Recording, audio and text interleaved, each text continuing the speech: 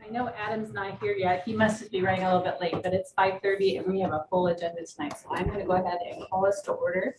Welcome to our March 28th, 2022 IMU Board of Trustees meeting of electric, water, and communications utilities. Cassandra, would you do roll call, please? Board Member White? Here. Forbush? Here. Smith? Here. Rosca? Yes. Boyds? We amend the minutes.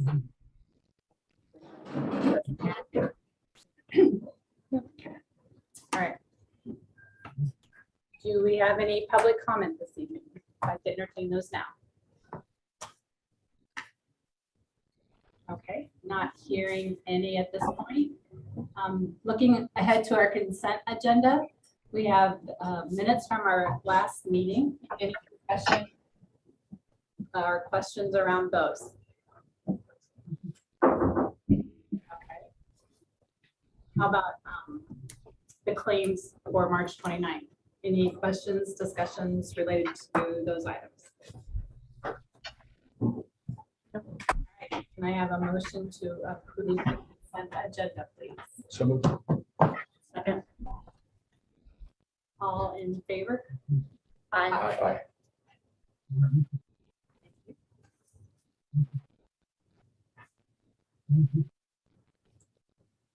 Did Leslie hear that? I can hear her, but I'm not sure she's still hearing us. Leslie, can you hear us okay?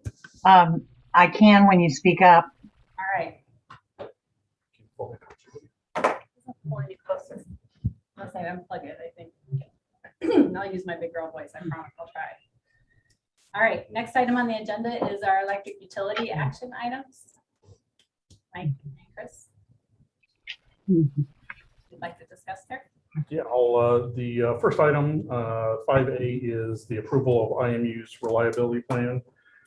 This is a new state requirement for the utilities. So in your packet is that plan that we're going to submit. It is, however, under IMU has sued over it, and so it's a little bit of in limbo whether or not it will be actually required. I thought there was some good information in there, so I wanted to get that out to people, and we'll approve it, and it's ready to go if it is if it's needed. So Chris, can you explain why IMU is suing on this? It was this and a couple of other items. The basis of it was a restriction and regulation that they didn't think that the IUB could impose on municipal utilities. And so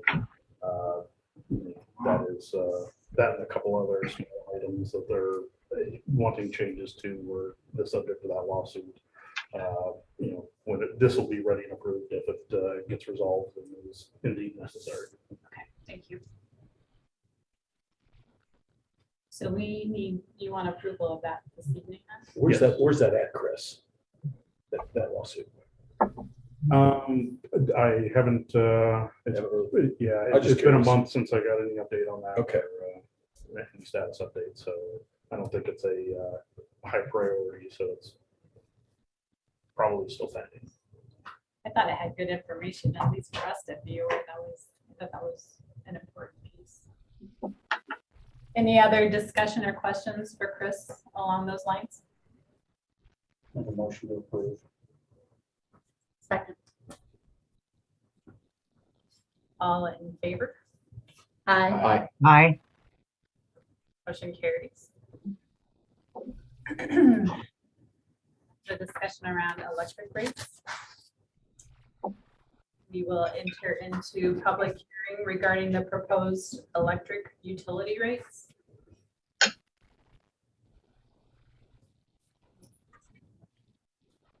Need a motion to go into public hearing. No, you just need to ask if anybody would like to Oh. speak regarding that. Before or after? Do you want Chris to present as part of the public hearing or? Yeah, when I talk to Jackie, you can talk, that probably would be best. Yeah, that's fine. And here it is.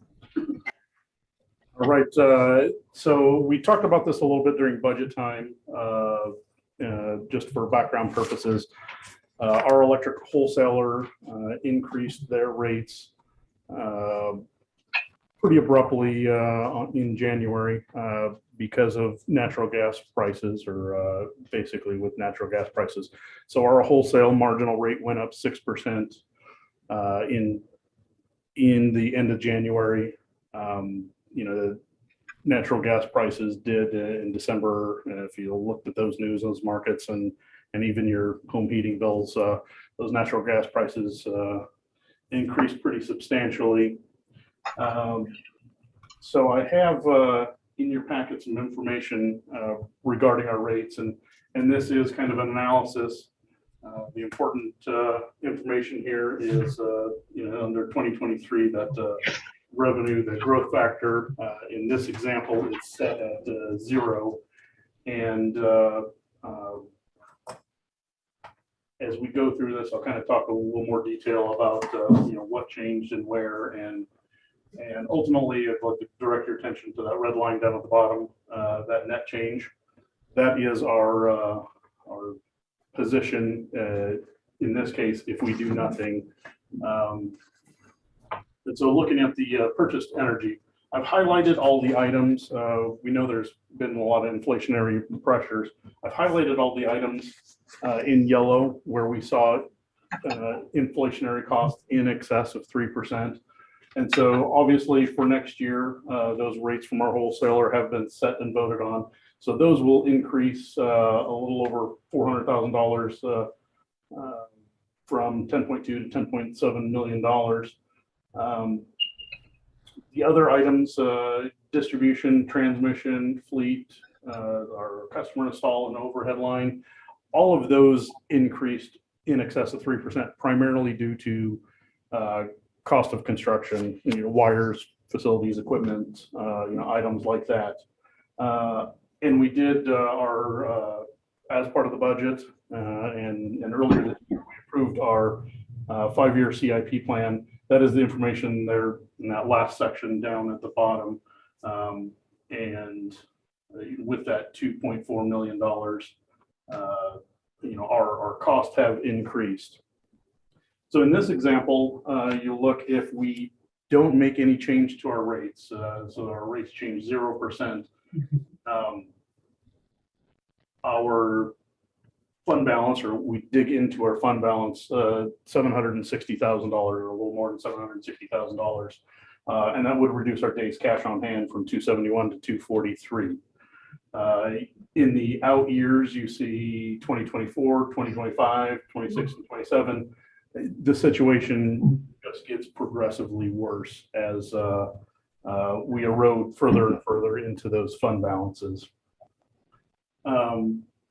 And so as staff, we looked as we were putting together our budget at a few different items or options.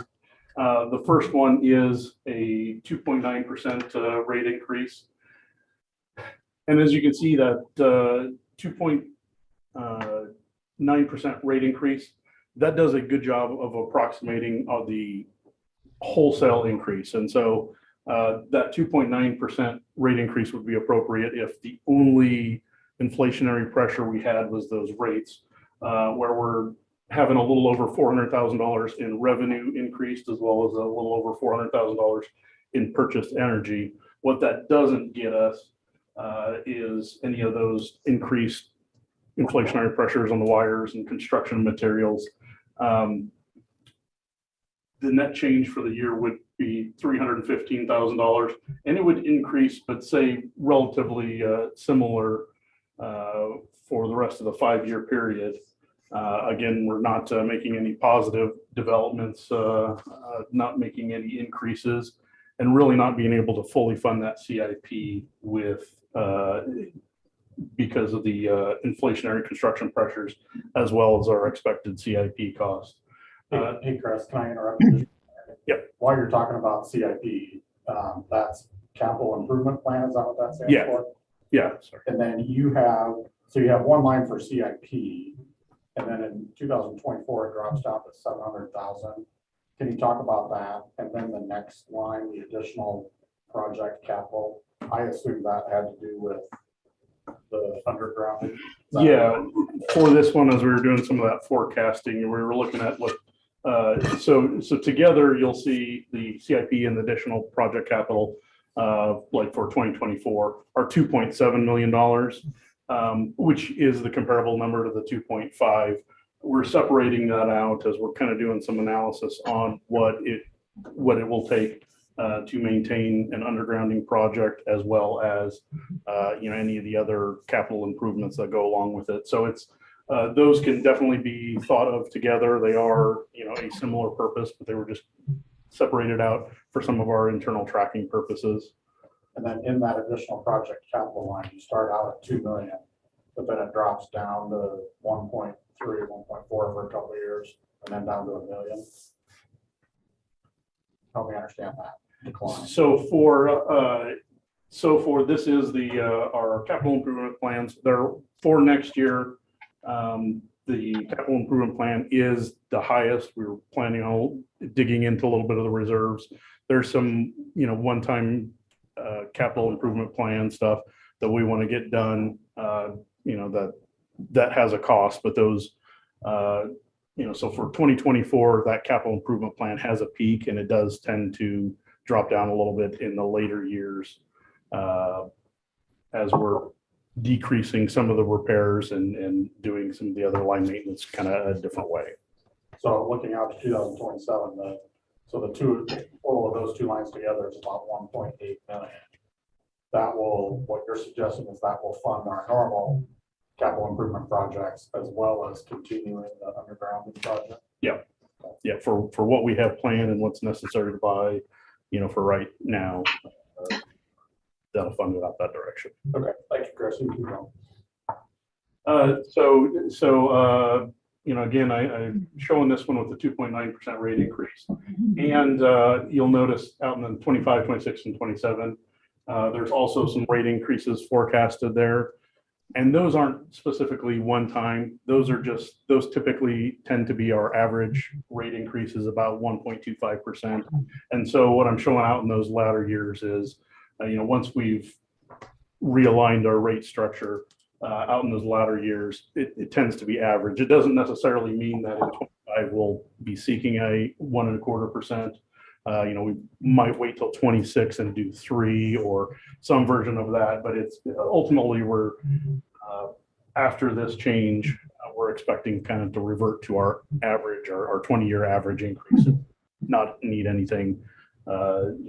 If the situations don't change, we won't need any abnormal rate increases. And then, so then 2024, you don't have any increase there.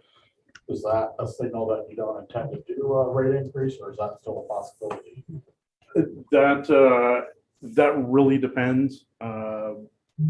If natural gas doesn't change any further, if those market forces don't change, we won't need to make that 2024. If natural gas comes back unexpectedly high, we might need to do something. That's a little bit of a market that's out of our control. So it's not a guarantee that we won't have to do anything, but the intent would be if there's no significant changes in those natural gas markets, we wouldn't need to do anything. So you're not talking about a wholesale price increase to us. You're talking about you've built in a little bit in here anticipating 1.25. Is that what you said? So in the out years, the blue 1.3s, those are the anticipated averages. But right now, 2024, we wouldn't intend to make any rate changes if there's no significant movement in the natural gas market. So is the natural gas the only variable that would cause us to react or to adjust? Natural Farther gas down. probably isn't the only right now. It's the most volatile and, most likely as that could go, up or down. That's really the commodity we're looking at the closest. I suppose it's possible that additional restrictions could come in on coal or something else that would warrant another change. But right now, in the short term, the volatility's in that natural gas market, and that's kind of what we're looking at or expecting. That's as that mean board is really taking a close look at those natural gas prices, and that's their number one concern area. It is certainly possible that we see something else come on. It's just not likely. The most likely change will come from natural gas volatility.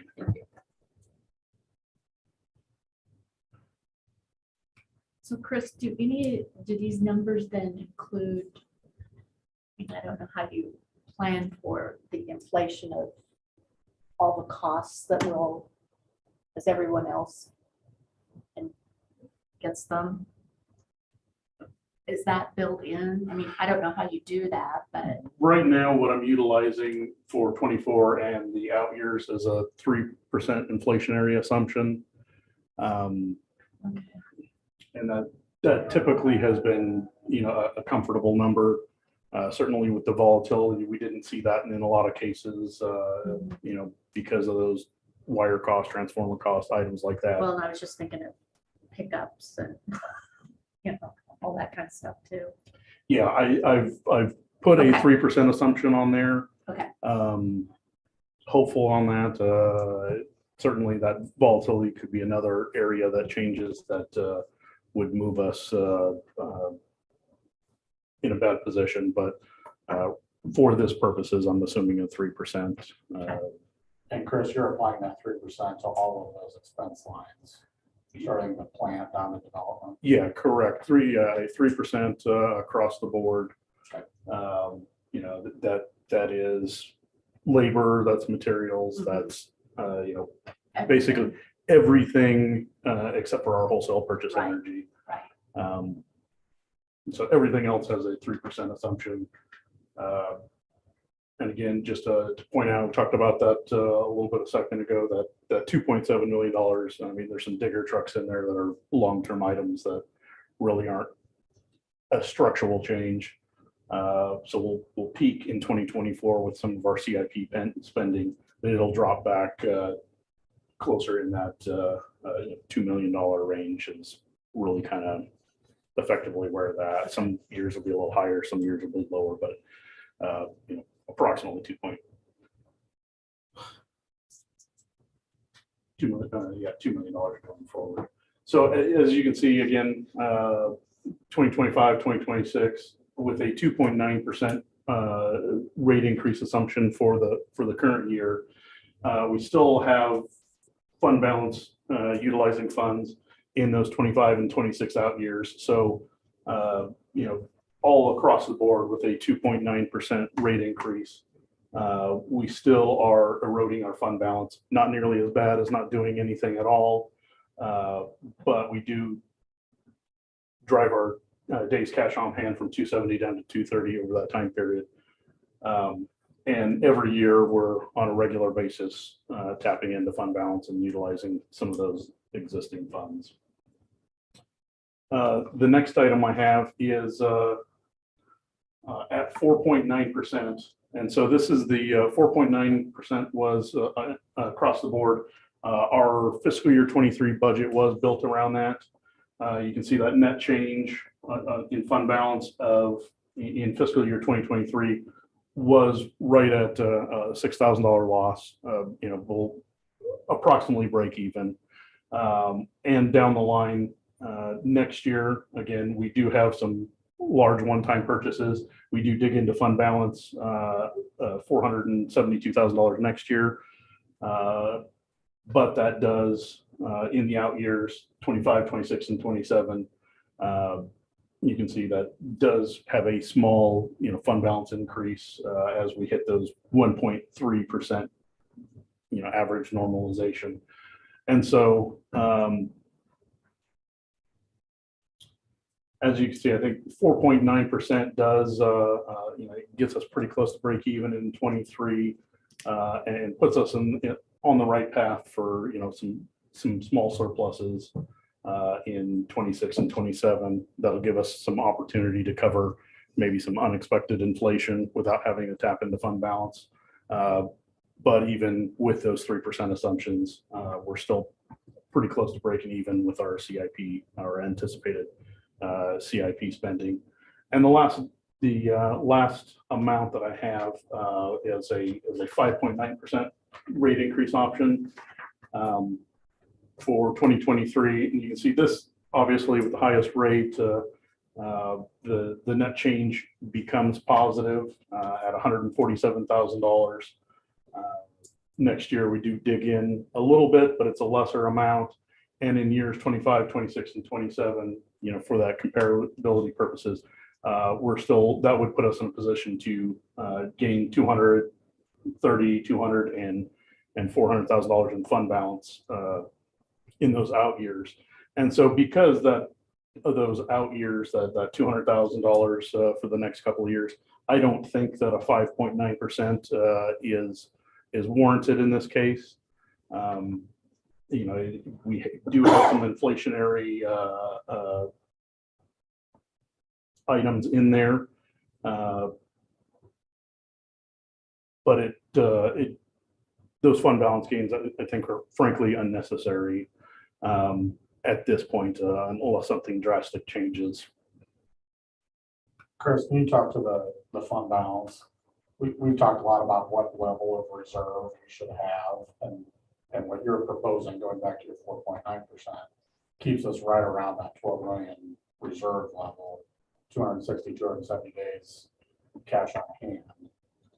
Is that what we're targeting, or what is our target for that? We have both a target and then a target including capital. That, of course, that days cash on hand is both. That's all spending, including capital. That keeps us on the operational side. If you look at our two funds, it keeps us at about 170 days. We want to be at better than 120 days, but combined together, 270 keeps us at approximately 170 days cash operationally, and about 100 days or 100 additional days for our capital expenditures. And so, yeah, what we're looking at here is to set the rates at a level that we are not anticipating digging into any of those reserves, and we can maintain those days cash on hand that we currently have.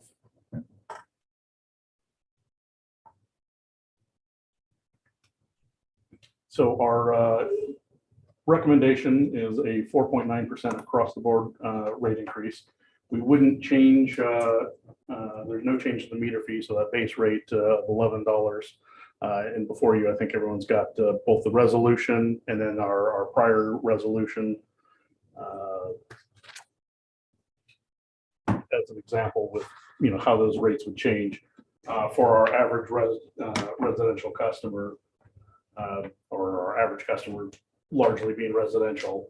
Put on here what the rates for our billings effective December 1st, 2019, we're at 12.26 cents in the summer for the first 400, well, 12.26 cents, sorry, for all usage in the summer, and then in the winter it's 12.26 cents, and the balance after 400 is 10.6 cents. Those would increase to our summer rate of 12.86 cents for all of our usage.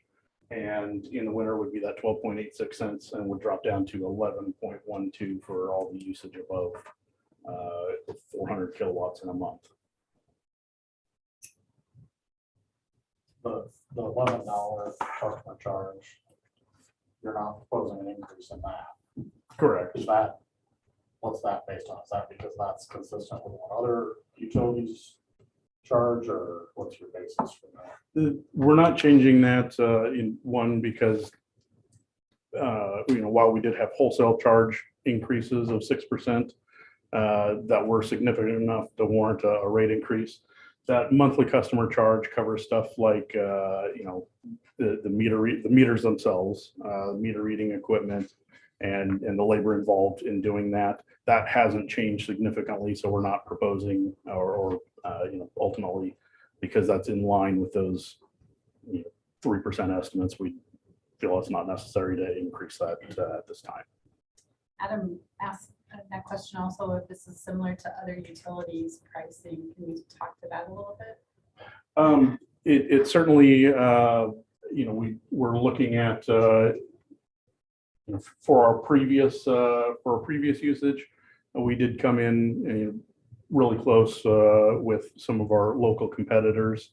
I would anticipate they're going to have some, rate adjustments as well, as they've got some natural gas equipment. I don't know what those are going to be, or don't know what to anticipate with what those will be, but anybody that does have natural gas fueled sources is going to have some sort of rate increase, involved. And so, I don't have that information, but, based upon the energy markets, I would assume that there'll be some movement. I just don't know how much that will be.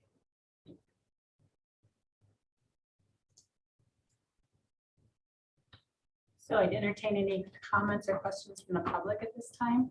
If you do have a question or comment, please come forward and state your name and address.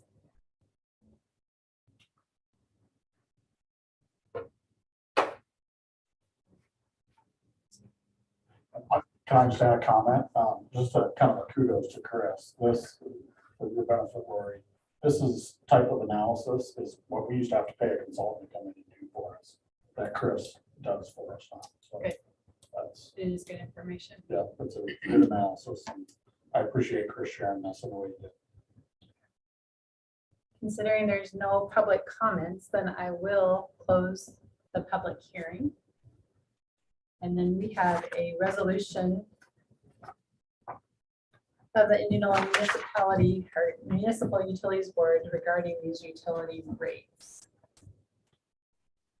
We will take a motion at this time to go forward with the recommendation. And it would be a motion to approve the resolution, right? Yes. So I can make that motion. 4.9. 4.9 was the resolution. Okay. Yep, the resolutions built around 4.9%. Second. All right.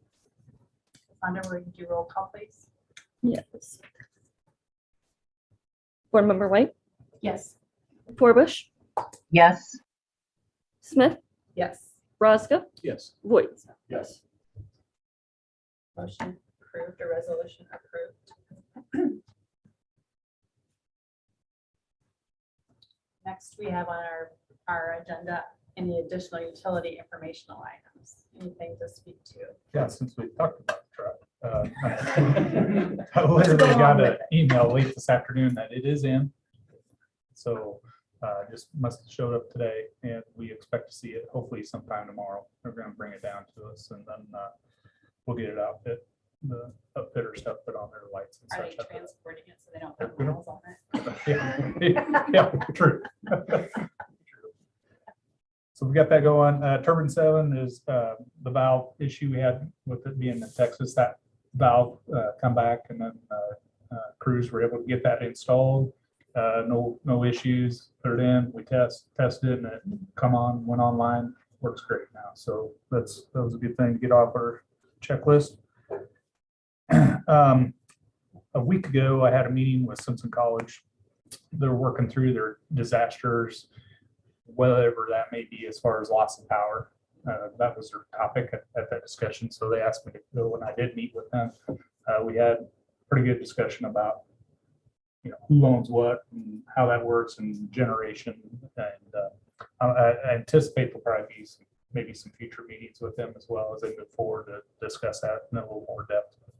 Hire Definitely somebody to hold those conversations or to lead those discussions, or is there somebody on their staff that does that? their staff, organize that.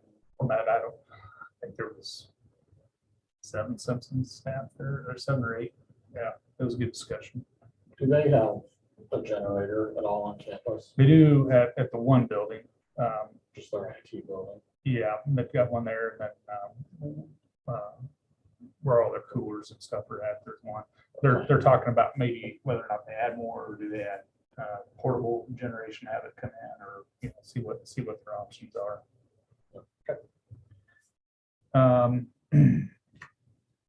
So our committee member took it to the committee another, it's called the cable hand. That was part of, we purchased one here a while back, but the hydraulic jack that we got earlier on for the trailer, as part of that grant money too, we submitted this and we're granted that. So we got another piece of equipment through the safety committee, which was great. And then Did you call that a cable hand? it's called the cable hand. It's actually some linemen that designed this thing to come out.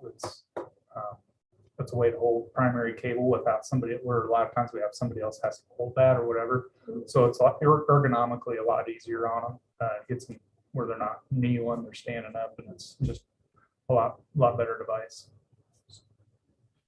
And then wanted to make you aware, I know we talked about the cost of everything going up in lead times, but transformers, as we project right now, a 56-week lead time, we're going to probably be placing an order for several transformers, not only to take care of proposed projects that are coming up and just maintenance projects, but also the anticipated as we move forward with the undergrounding projects, we'll have to have transformers. So we'll just purchase those. We'll go out for quotes like we always do, and then we'll get those quotes and place those on order. Hopefully get them in 56 weeks, and then we'll just bring them in like we normally do, put them in our inventory system and go through there that way.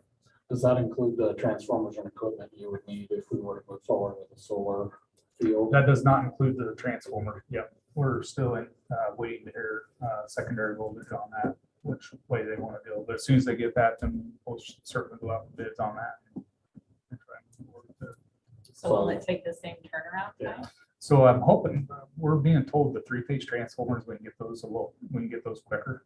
They're not as long a lead time for whatever reason, but we're probably looking at a remanufactured, rebuilt one when we do order that transformer. That's just because of cost wise with it. We'll get it's crazy. Our brand new transformers get a 1-year warranty, and on these rebuilds we get 3. Really?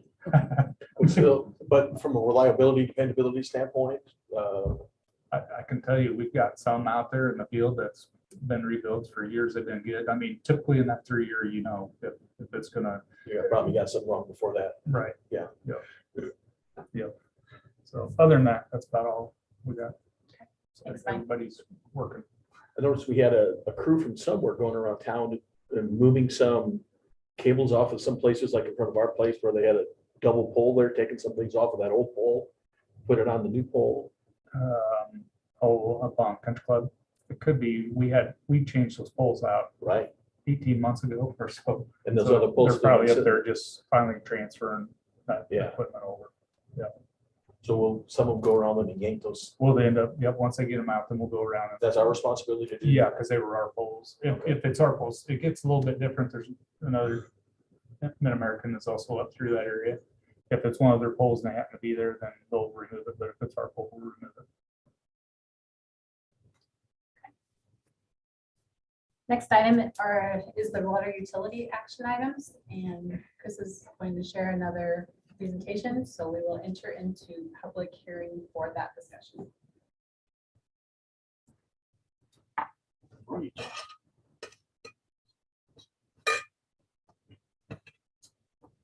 So with water, we have a proposed rate increase as well. Our proposed rate increase of $1.25 on our base rate, that includes the first 1,000 gallons, as well as a 50-cent per 1,000-gallon cost for all that marginal usage. Just for purposes of background, our last increase at the water utility was in 2011. Our current IMU rates are in the bottom third of comparable utilities. We talked a little bit about that in our budget discussion. The proposed rates would be just below median cost. And so for a little additional detail, for our average residential customer that uses between that 3,000 and 4,000 gallons of water, this increase would be less than $3 a month. And what it provides the utility is an additional 82,500 in increased revenue from the base rate, as well as 182,500 in additional revenue from any of the usage charges. Probably the most important reason behind this rate increase is for capital investments. So this increase will provide $265,000 in additional revenue, and that is this year is all going into additional CIP investment. We increased that spending necessarily out of a couple from our trouble spots, additional $315,000 in our this year's budget. And that'll help us accomplish more with an additional $265,000. That'll get us approximately 2 more blocks of main replacement in a year. We do have a number of miles of 4-inch line throughout the community that we're upgrading to 8. So, ultimately, this is, it's a good step forward. But as we look at, our water utility, we're going to need to evaluate, what we need to do in our trouble spots. And so annual evaluation of these rates will need to be done in future years. I don't think this will solve all of our problems. It's definitely a good step in getting some additional funds to move us forward. We're, ultimately the balance here is still providing great value to our customers. And that's where being below that median cost, is important. I think, we're mindful of that and we want to be, comfortably in that average. But we do, need some additional funds for main replacements, and all this increase will go into that.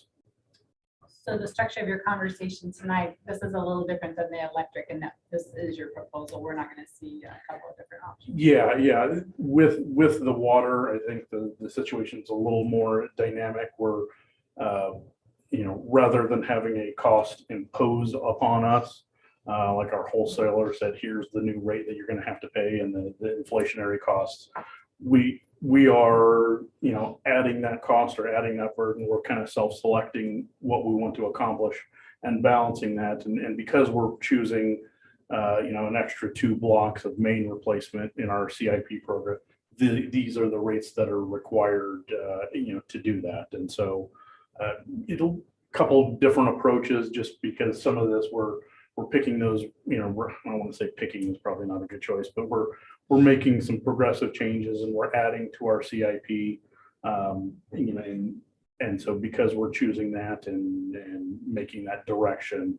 So maybe these another would way be the to dollars. say it is that based on these increases, we can substantiate our strategy, the work that we're trying to accomplish in our strategy. Right. Yeah. Perfectly worded. This gets us closer to that strategy. It's not necessarily as cut and dried as maybe electric is, because there's a lot of moving pieces in here, but that it absolutely positively does get us towards that strategic direction of replacing those, aged water mains and those miles. It's Thank you. And just a clarification, Chris, so on your presentation here, you have that first line proposal at $1.25, but in the packet, I think it was $1. Yeah, that was 125 is correct. the 125 correct. That's what the rate is there. When I sent that to you, that was just kind of some the stuff that I sent out to you guys was before I had kind of checked and rechecked everything else. Sure. So that was, So just to state it publicly, the rate had been, is it 875, and now it's going to 10. yeah. So in your packet there should be a water resolution. Yep, That second page of that is the old rates, and it has both the old rates and new rates. So if you look at the water rate that has the 2011 date on it, it'll have both the old and new rates. Got it. Thank you. And so I also have that for electric. If you look at that electric portion, I did that the same way. Kind of both the official clean copy version of our rate resolution, as well as for your purposes, comparative information about what changed. Did we send this packet of information to Leslie? Yes. Yeah, sorry, yeah, Leslie got that, in the email at 4:30, sorry, I didn't ask, Leslie, are you there? Yes, Okay, did you get that email with that information we're going over? I did. Thank you. Thank you. Any other questions? I would entertain any comments or questions from the public at this time. Please step forward and share your name and address.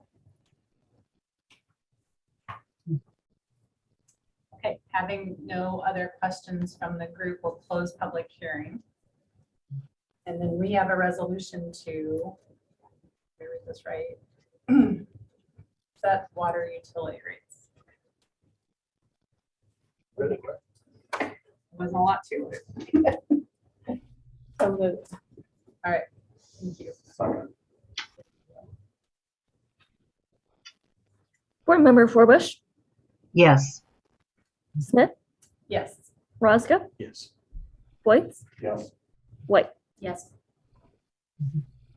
Resolution has been adopted and approved. We may talk about this. I didn't think about asking this question earlier. Effective timing on these rate increases, Chris? Both of those are going to be effective, or our customers will see that on the bill May 1st. Or bills rendered May 1st.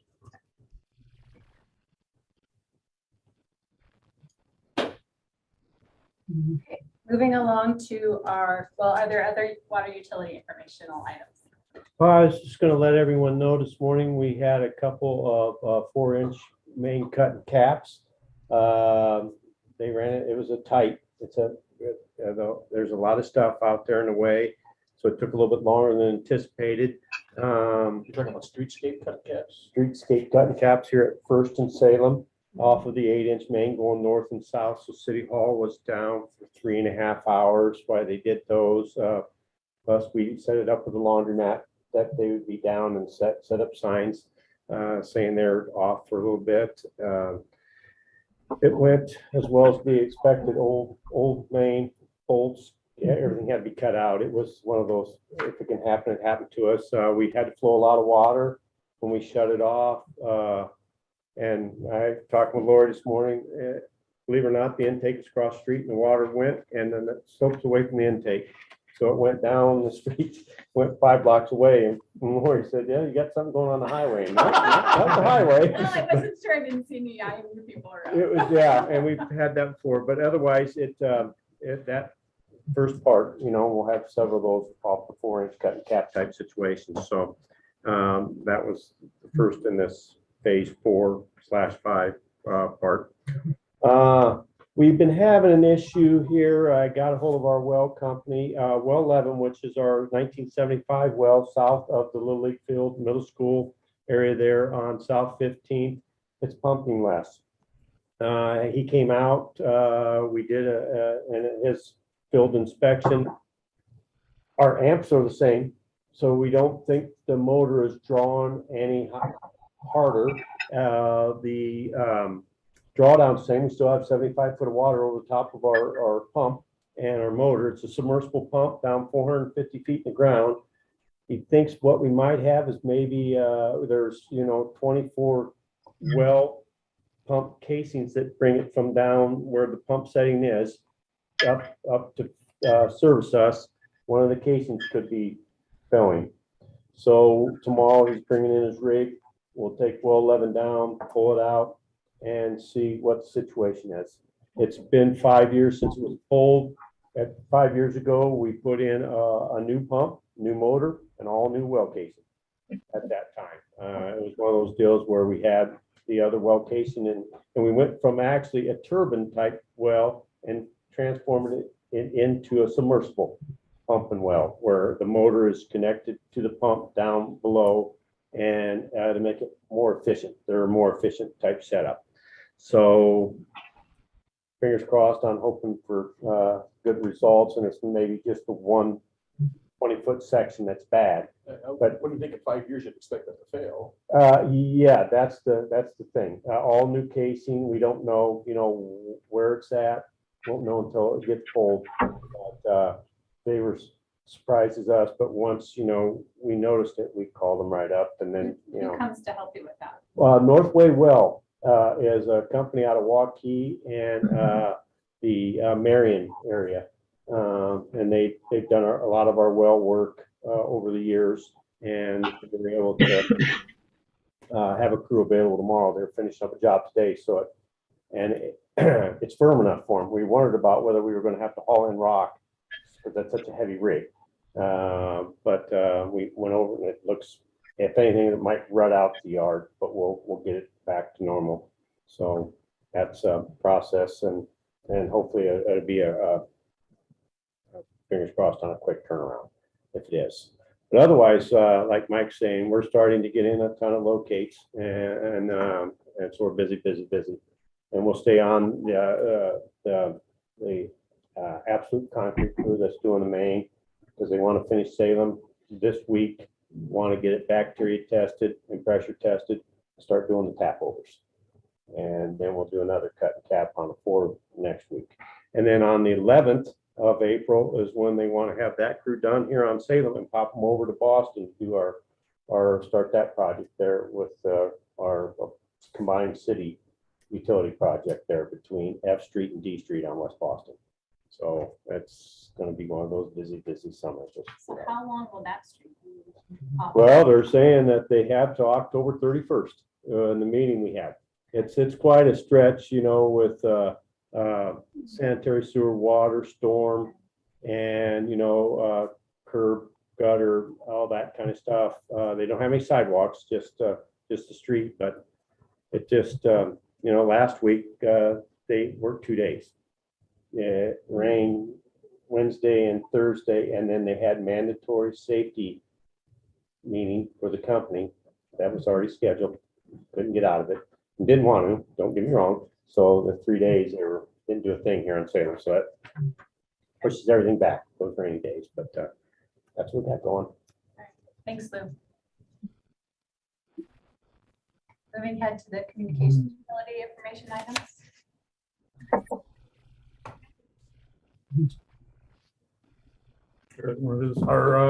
We have Mike Maloney from D.A. Davidson here to talk about the financial feasibility of our fiber transport route. The slides are up. Yep, it should be up.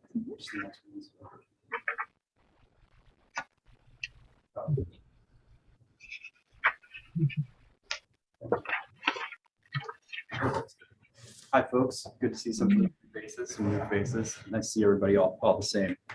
Chris told me to take it easy on you today, so I'll be shorter and briefer than you're used to me. Don't get my fancy slide deck. Our IT team here is able to turn a couple of the analysis pages into the slides here for you today. I'm not the expert on the technology, that's Kurt. And frankly, the numbers that you guys had prepared on staff, I'm just here to support those pieces of information. It's a lease versus own analysis for some transport. And frankly, when we're talking lease versus own, and we're a municipal entity that's going to operate in perpetuity, we kind of know what the answer is, but it's important for you to understand the ROI. And there's some other factors here that make it clear that this is going to have some long-term benefit.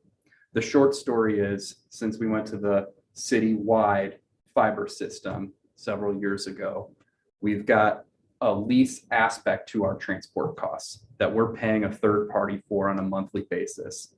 Those costs on the agreement escalate with annualized inflation every 5 years.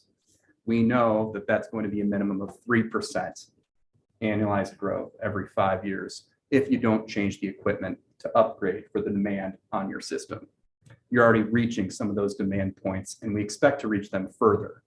The higher the demand, the higher the cost that you'll have over time. So we factor that into an analysis. If we purchase the transport link and in a partnership with Pella on a 50-50 agreement, you would reduce those lease costs, though you would have some operational expenditures related to that. So what we've done is analyze the financing cost of owning this and borrowing for those funds with interest over time, and the associated operating costs as compared to the continued lease concept at not just the 3% minimum inflation point, but also 4% and 5% inflation, just to show you different concepts for ROI. There's more moving pieces over the long term. We've kept this limited to a 20-year horizon. We go 30 and 50 years out, you can imagine the net benefit to IMU is greater.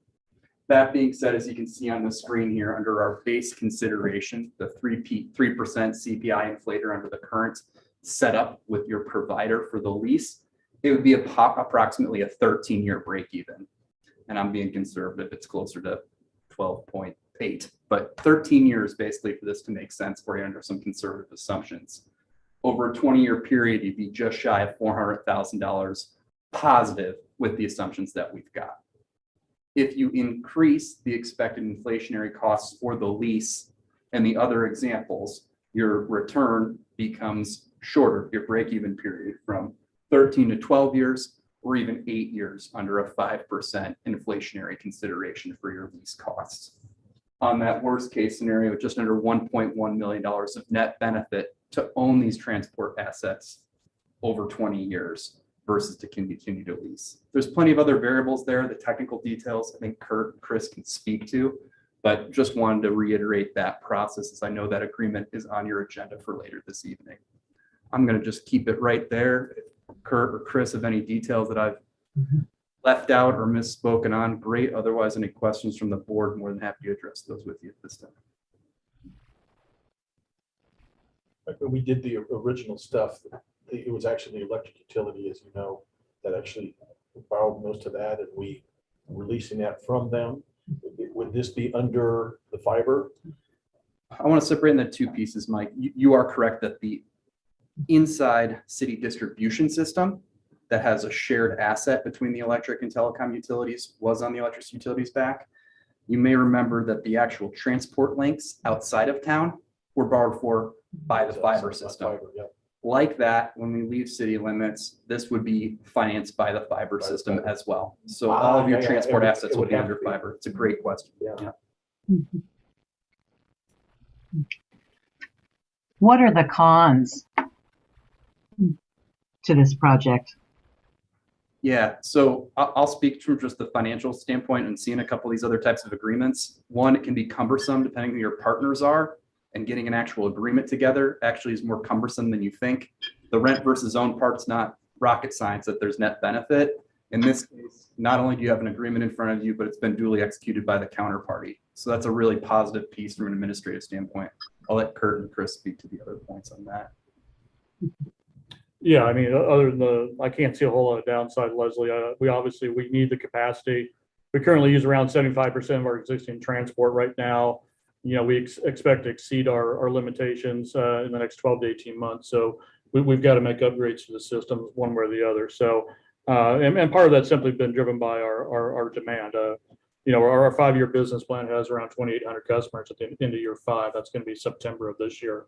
I fully expect when we run bills tomorrow, we'll be over 3,300 customers in March, and that'll probably be closer to 35, north of 3,500 by the time we get to that September timeframe. So you know, we're just 700 customers ahead of the business plan, which is why we're dealing with this now, not a couple of years down the road. So. Well, I understand all that, but I just hope that we're being realistic and have a good grasp of any possible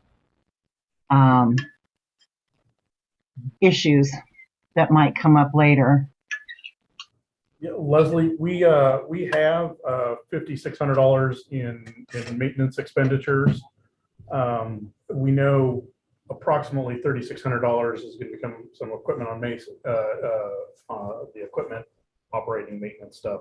That gives us approximately $2,000 a year, and then $2,000 a year that we inflated with 3% to cover items like you know, the one cost or downside is if this is damaged out in Ackworth or Sandyville, or you know, this will be our responsibility to make. And so the downside of doing this is we would be responsible for those line breaks. I will say, you know, we're also responsible for some of that going to Norwalk, and we haven't had a problem. So we built in a little bit of buffer of $2,000 of outside expenditure, but in all likelihood, those maintenance items would be staff time that we need to dedicate. So obviously not ideal and certainly a con, but largely going to be, labor related and maybe a little bit of fiber replacement, not necessarily directly hard costs, but we did include some of those in just in case, $2,000 a year is an, as an estimate. If in 5 years we do have a break and need to hire somebody, this will have accounted for a $10,000 repair every 5 years or thereabouts. So, I think those maintenance items do cover lots of our negatives, but that construction related cuts would be the big downside to this. Right. Would you have expected a 13-year kind of payback, or where it comes to be a break even? I think when Kurt and I did this in our, unprofessional estimations, we picked a little higher interest rate, and that of course pushed out that, I think some of the numbers we wrote were 17 years with a higher interest rate, but we relied on Mike to go out and shop that and look at and come up with some good, and I think you feel like, maybe to make that clear, you feel like the rates implicit in this one are conservative in and of themselves. Yeah. So it's consistent with our internal calculations, maybe a little more refined in a little shorter time frame, because when we did this initially, we guessed at a lot of things high. Mike, can you speak to the terms of the actual? Yeah, borrowing? so we did this really vanilla here for you. And the last thing I wanted to finish up on was timing. If you look at the 2080 agreement that's going to be on your agenda here later today, the timing is to be determined. And we all already talked about some of the supply chain considerations. So Pella is going to be leading that bidding process for that. Whether it happens this year or next year, we'll have another discussion about the financing element of this. But we kept it real vanilla with a 20-year kind of level payback. If you think about this in terms of timing, I would refer you back to the 2017 financing for the citywide build. You may recall that the rates adjust on that after 7 years. So that's June of 2024. You realistically couldn't have gone out for cheaper money until you got your most recent audit done. And each year, as we know, the performance is growing, it's getting better. So I put you in a 2-year window to consider refinancing that old debt. Throwing this in with that makes a heck of a lot of sense. And if we think about your debt as a total package for your debt portfolio, you probably wouldn't do this as a 20-year payment just because your other debt's done at 10 years. In that case, we might get a little bit better performance in this analysis, but I thought this was a nice vanilla scenario, especially talking with staff to be evaluating this on, as we don't know where things may be in the future. So we're evaluating this on its own merit, but you're saying we may want to consider putting the two of those together Timing's going to and matter. cutting term. Yep. I think we should be thoughtful about where interest rates are, one, and even with rates moving up, you could refinance the old debt, but it makes sense just for economies of scale here, save on some issuance costs, to potentially just try to package this together. So upon your approval and consideration later this evening on this project, whenever you actually start having to write checks that you want to have some borrowing for, we want to be thoughtful about that, go through the hearing process once, reserve our right to do that work in a consolidated fashion. And that's the next time they'll be hearing from me. But won't we want to proceed on this project quicker than?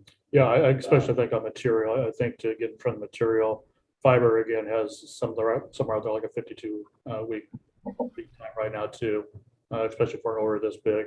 I think we're going to want to at least order materials sooner rather than later. So yeah, now we may not do the actual construction until this time next year when we get started on that, but I think we're going to have to place that order sooner rather than later. So what percentage? I'm just curious. So 1.6 million is what we're talking about. So how much of that would be materials? I can give you the estimate. I think I have that. in my paper, so I just-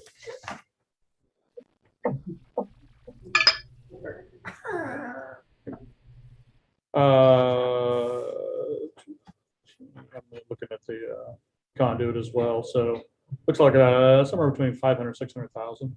Okay. So, and again, it's split in two. So, yeah. So really the conversation tonight is to help us be better informed. So when we do get to the point with Pella to refine our negotiation and pricing, we'll have this discussion again with more detail. Right. This is just more of a, as we're going to be entering into or considering that 2080 agreement, this is just a little more comfort that that, again, this lease versus own, is a good idea.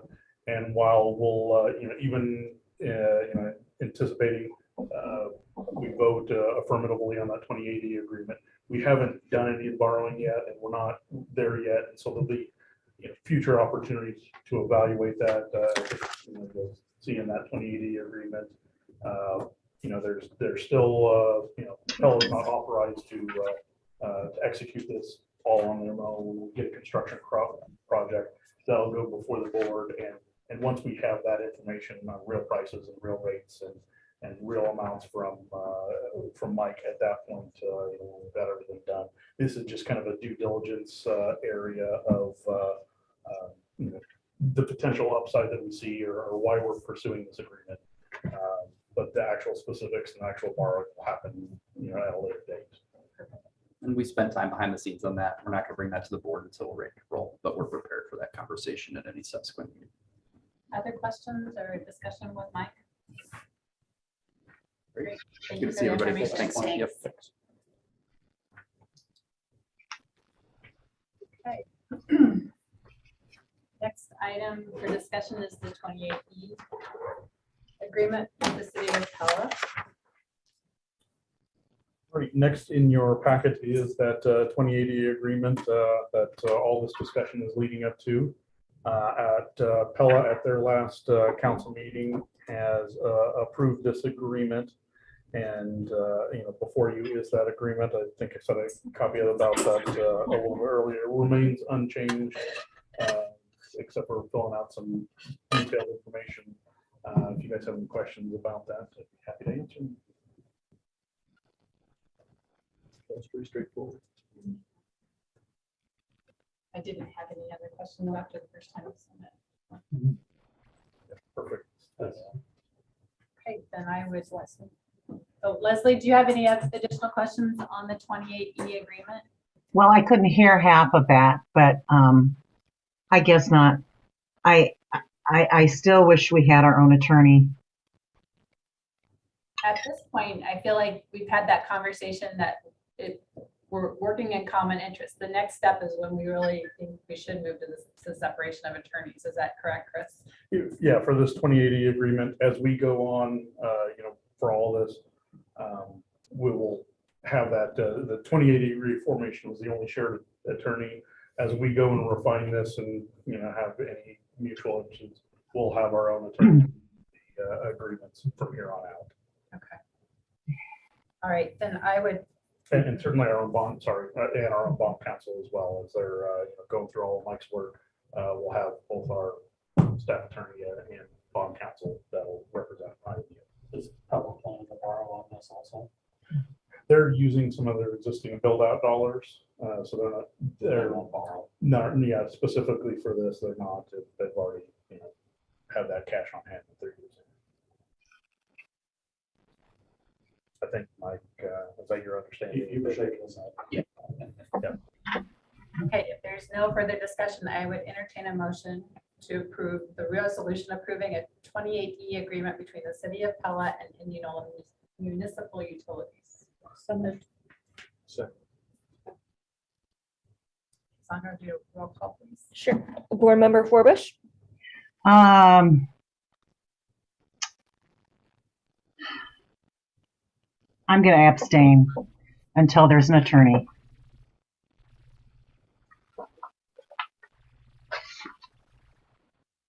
Board Member Smith, Approved.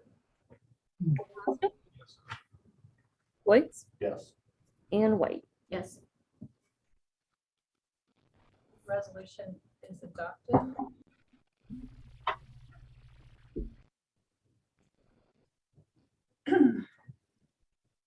Next item on our agenda is the notice of funding availability with the grant for the fiber work. Kurt? Yep, there's actually two of these on here. So I was going to start with a little overview of the NOFA 7 funding and timeline. So on October 11th of 2021, the state of Iowa gave a pre-publication notice of funding availability for $200 million for rural broadband expansion in Iowa. At that time, they stated that funding would be available for up to 60% of projects. So on October 14th, then the state released an updated map defining the areas that were available for that funding.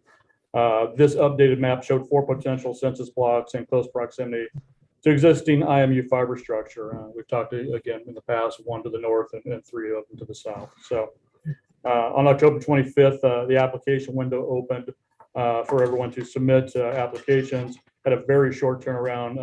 The application was due back on November 22nd. So just a few weeks to get all that put together.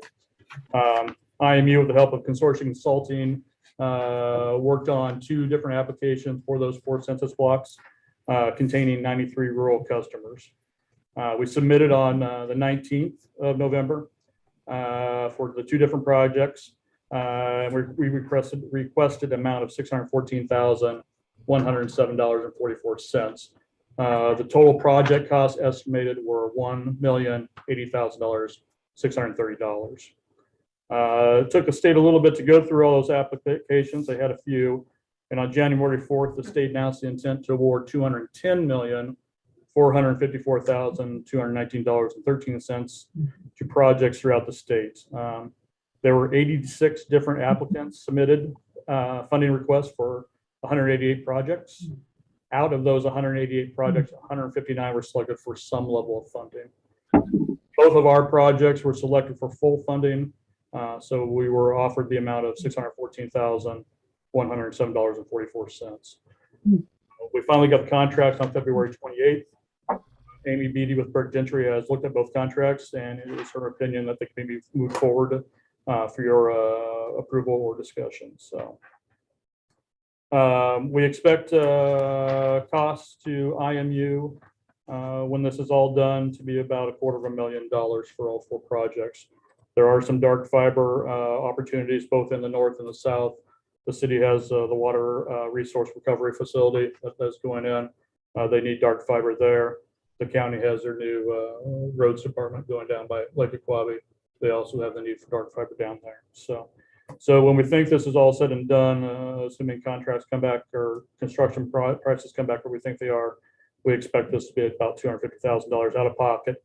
Both of these grants projects need to be completed by September of 2016. 20 what? Of 2026. Thank you. 2026. In the past, so 2026, I'm sorry.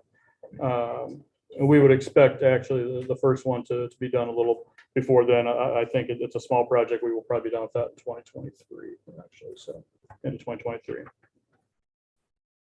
So the first grant is number 433551. That is the grant to the north. There's a map there, I believe, in your packet. This is to provide high-speed internet access to 15 homes in census block 6002013. The total estimated cost of this project is $285,588. We divided this up into 3 phases. Phase 1 will be the second half of fiscal year 2022. This phase will include the mainline installation from R63 to 103rd Avenue to Grimes Street, then back east to the city's water resource recovery facility. That phase will provide connectivity to 7 houses, as well as dark fiber connections to the city facility. Phases 2 and 3 are scheduled to be completed in fiscal year 2023 and will provide connectivity to the remaining 8 homes along R63, River Street, and 110th Avenue. In addition to those 15 homes in the census block, the build out will also pass an additional 24 homes in the surrounding area. With current limited service options in that area, we anticipate connecting 27 new subscribers once the project is completed. As I said before, total cost to IMU for this project is expected to be about $148,506. And we anticipate with 27 new subscribers that we would have about a 5-year return on investment in that area. Great, just to clarify, we do have those dollars in our next year's budget. Yep. We would just, we included those in, most certainly. Yeah. And then as we consider adding those additional people that are along the route, is there a joint expense on our behalf and the homeowner's behalf to do that? We'll have to take a look at that. Once this is if we approve this and go forward with this, then we'll have that discussion at a later time of how we want to do that. Currently, we do not charge for installation fees in town. However, some of those rural houses sit way back off the road, so we may need to take a look at how we want to price that. Okay. So, yeah. Do the customers that we potentially could bring in have to be in the census tract? They do not. No, we can connect anybody we want outside the census tract. We just don't get any dollars for those. The 15 homes inside the census tract, we were able to get funding for the drops, the equipment we put in the houses, even the equipment we use to feed that as well. But if it's outside the census tract, then that'll be all on our dime. So that was all part of the grant qualifications. That we Correct. had to comply with. But there's opportunities for customers just across the street. It's Yeah, kinda like- exactly. Yeah. And actually some of our engineering, and we put this in our request from the state, our engineering is actually on that side of the street. That's where we needed to be to get to the sewer plant. So we're already there. So yeah, we're actually in pretty good shape up to the north. So And that's feeding in from R57 then? R63. R6, I'm sorry. Yeah, R63. Yep. Right there on the, was it the first, second, third corner there? That's on that Norwalk transport route. So. Other questions for Kurt on the first census block? Go ahead and approve, or we'll make a motion on approving the resolution. Oops. That's the wrong one, sorry. Approving the resolution of the notice of funding availability for number 007, grant agreement number 433551 with the state of Iowa in the amount of $137,082.24. So move. Who wants the second? Oh my gosh. Okay, Board Member White, Yes. Forbush, Yes. Smith, Yes. Roscoe, Yes. Boyds. Yes. Resolution approved. We can move on to the next. Yep. block. Very similar. This one actually has 3 census tracts in it. This is grant agreement number 433553. This is a grant for $477,025.20 to provide high-speed internet access to 78 homes and census blocks 2013, 4031, and 2012. These are 3 census blocks just south of Indianola. So total estimated cost for the project, $795,042. This project is planned in 5 phases. Phase 1 will be in fiscal year 2023. That phase will include the main line installation from South Gate Street south to Nevada, then east to the county's new road maintenance facility. Phases 2, 3, 4, and 5 will be determined at a later date once the initial engineering has been completed. I have some ideas, but Newcom may have some better ideas on how to do things, but we'll figure that out if we go forward. This current plan is to be completed by July of 2026. Again, with the same requirements as the other one, it has to be done by September 2026, but we'll push this all the way out to July of 2026. In addition to the 78 homes in the census block, the build out will also pass 37 additional homes in the surrounding area. And again, with the current limited service options, we anticipate connecting 81 new subscribers once the project is completed. Total cost for IMU is $318,016.80. Again, there are some dollars for dark fiber coming from the county to help out on this. And again, if we can get 81 subscribers, we expect a 5-year return on our investment again. So, Where exactly is the county's name? So is it on the data? yeah, it's right there on the data. Yeah, if you go out well, I call it Quabbie Road. It's right there on the corner there of what is that? Southgate, wherever Southgate turns into, and then Nevada. So, yep. Yeah, the only thing it's a little up in the air on this one is we do have to cross the river at least once down there, maybe twice to get over on the other side of the highway. So, but I'll get that figured out. Okay.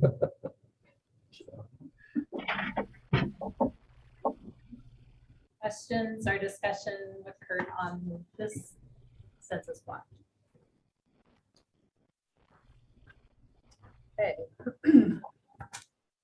a resolution approving the notice of funding availability number 007, grant agreement number 433553 with the state of Iowa in the amount of $477,025.20. I have a motion. Second. Sorry, who made the motion first? Yeah. Okay. And then the second was White. Okay, thank you. Cassandra, will you do roll call? Yep. Board Member White, Yes. Forbush, Yes. Smith, Yes. Rosgip, Yes. White. Yes. Resolution approved and adopted. Getting some traffic time there today. I'd like to talk about the communication rate. Do you want to enter into the public hearing Oh, first? you're right. We need to go into public hearing for our conversation on communication rates. Chris, will you share your information? Please?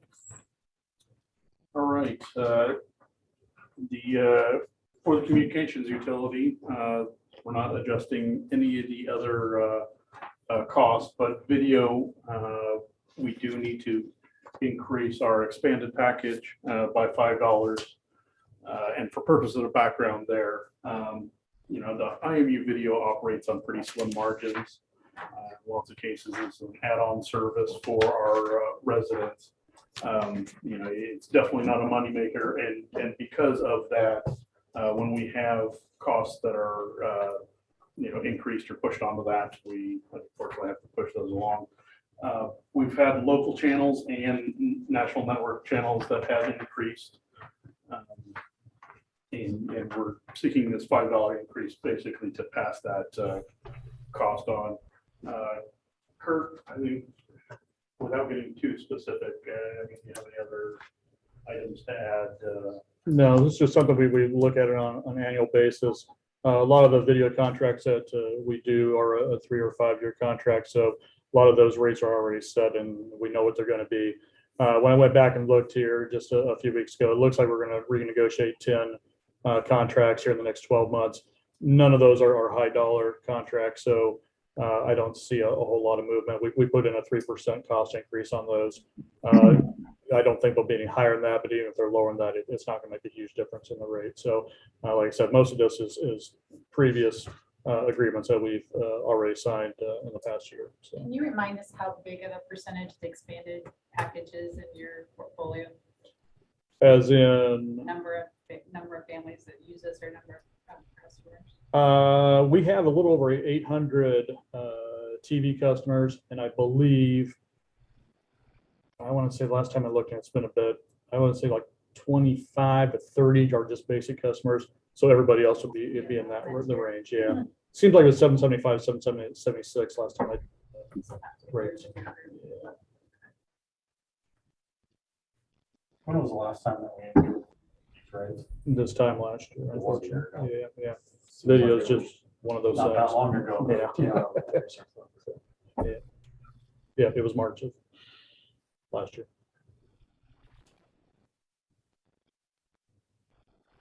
Questions or concerns, discussion with Chris around this increase?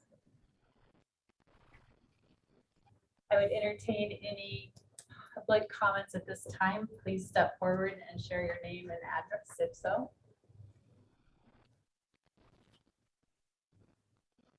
With no comments from the public, we will go ahead and close our public hearing.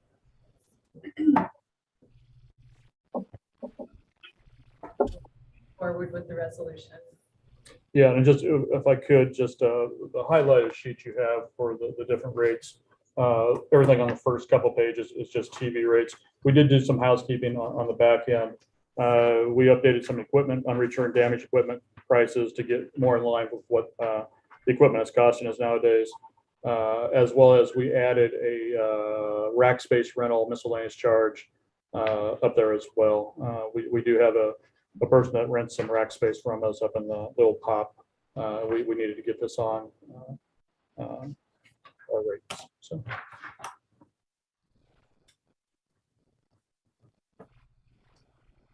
Okay, I'm a little confused. This communication rate that we just discussed, is that part of our commercial rates? It's both. We have the video on both commercial and Well, residential. so, okay, yeah. thank you. Yeah. Okay. Other questions? So Kurt, I see the highlighting on the expanded tier, but then, so all the other highlighted items, are those rates changing too? Yeah, the bundle packages will need to go up $5 as well on the residential side.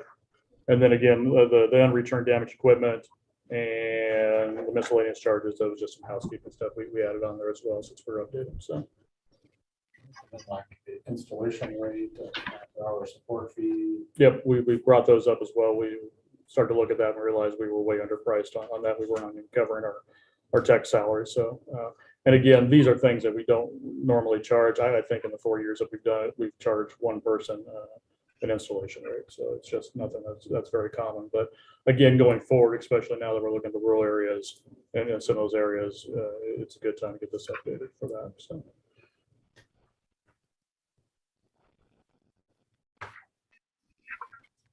Other things to share, Kurt?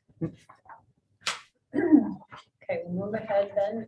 I would make a motion for the resolution amending municipal communications utility commercial rates and charges. Second. There would you roll call that one, please.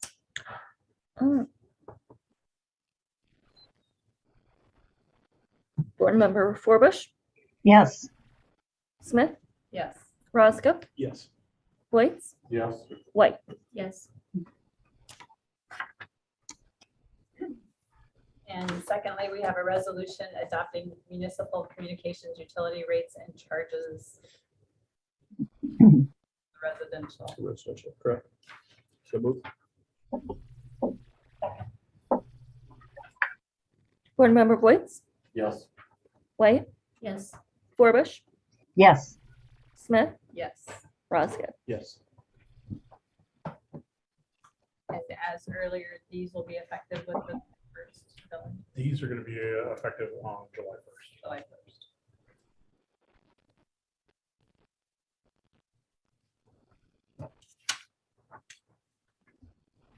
Okay.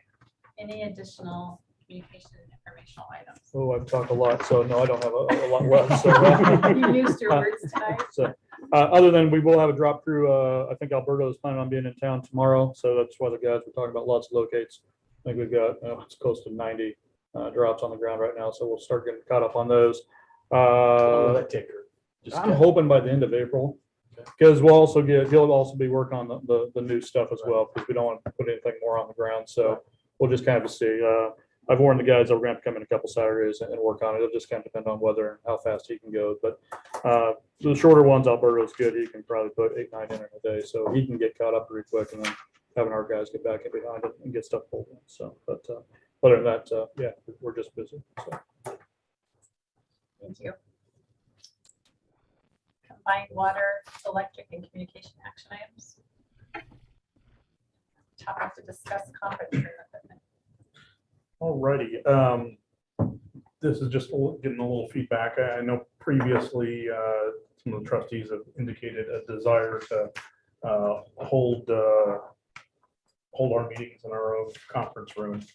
I have spoke with Charlie regarding the upgrades to this room and some of the ramifications of what putting our own equipment in would be.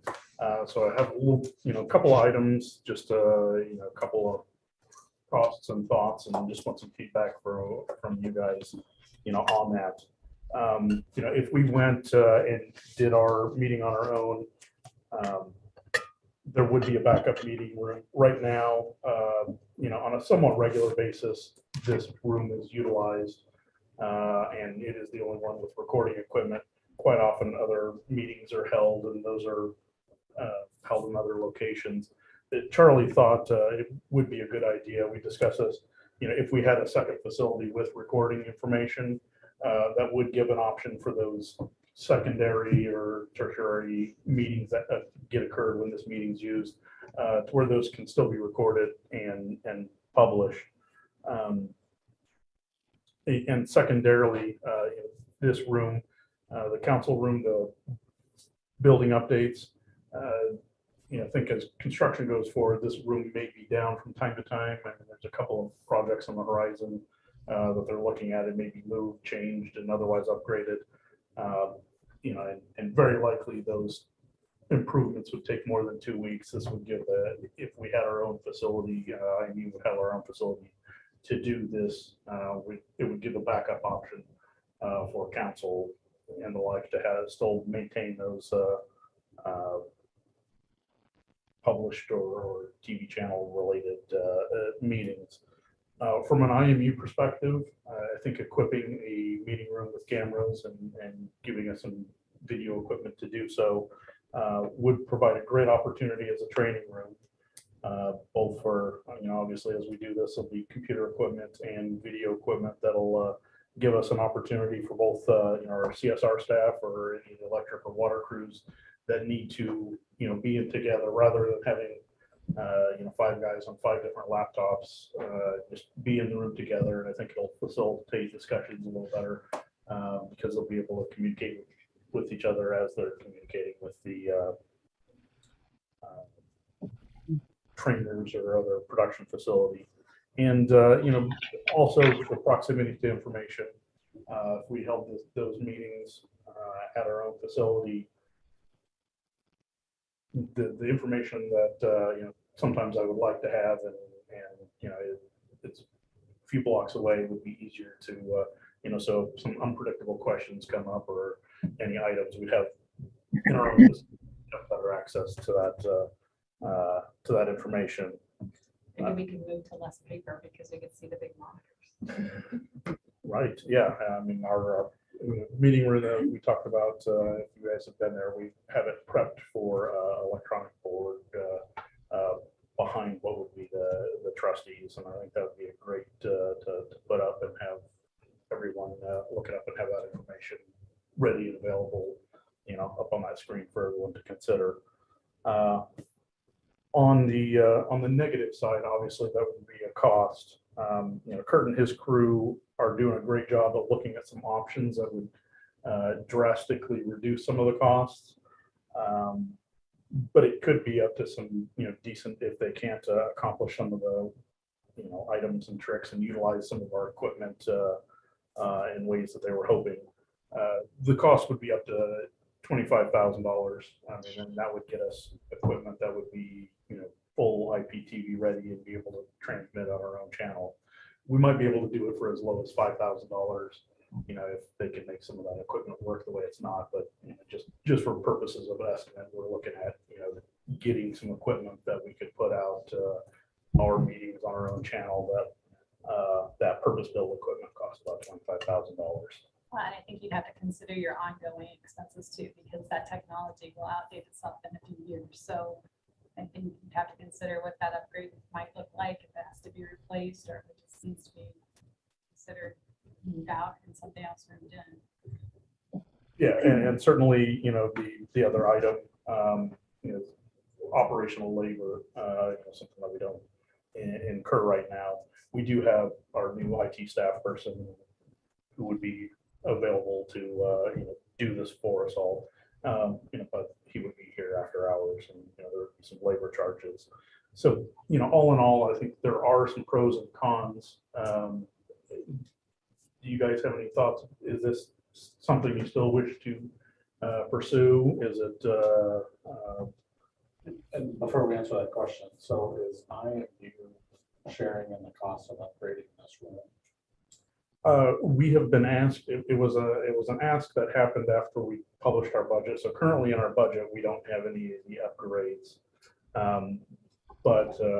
So if we did consider that, we'd have to come back for a budget amendment to get those dollars. But we were asked to participate in the upgrades to this room, and those were approximately $31,000 worth, I think. Total? Yeah, in total. And how much were they asking us to share? Oh, no, sorry, Our part. not in total. Our portion was $30,000. Their equipment, believe they had a block meeting approved for $95,000. So you're talking up to $25,000, and that includes furnishings. Is that just, cameras and equipment and that kind of stuff? Is that everything? In the scenario, we have to get kind of the pre-produced equipment. That'll be a $25,000. We do have some chairs currently there, and they're certainly workable, serviceable, but I mean, in the future, we probably need to consider upgrading those, but they're not a, big cost. And the screen and computers, we do have some that we could make use. The screen would be approximately $2,000 out of that 25. So basically what you're saying is the majority of the costs that you're giving us would be technology related. correct. And we would evaluate other physical furnishings, chairs, whatever else we might need. That would be in addition to it as we go forward. Correct. And those probably won't be as inexpensive as we might think. Yeah, nice chairs are expensive. You usually spend another $25,000 So you're asking tonight if we're interested and we will go and do some more legwork and bring it back. Yeah, precisely. Yeah. Or if we want to continue down the path of sharing this. Does a facility or does using our conference rooms to hold IMU meetings? I mean, is that still a trustee priority or something we want to pursue? We're obviously not deciding on it tonight, but is that still worth pursuing these informations a little bit more in the future, getting refined and perfect numbers? How often would you see others needing to use that? I'm just curious. I mean, Charlie thought that it happened probably more often than you would think. We talked about sometimes it's a couple times in a week where And then I how- want these committee meetings. And then what about access to that? So let's say P and Z or somebody, is having a meeting and they would like to use that. How would, have we thought out logistically how that might work? Yeah, we do have electronic keypads at all of our doors, and then one of the items, for keypad wise for access is going to be that front door, replacing some of that old equipment with something that had a keypad on it. So that's That would included allow- in your technology Yeah, budget. and so we can, because I'm assuming everyone's familiar, as you walk into that room where to the left you deal with some of our CSRs at work, and then there's a conference room.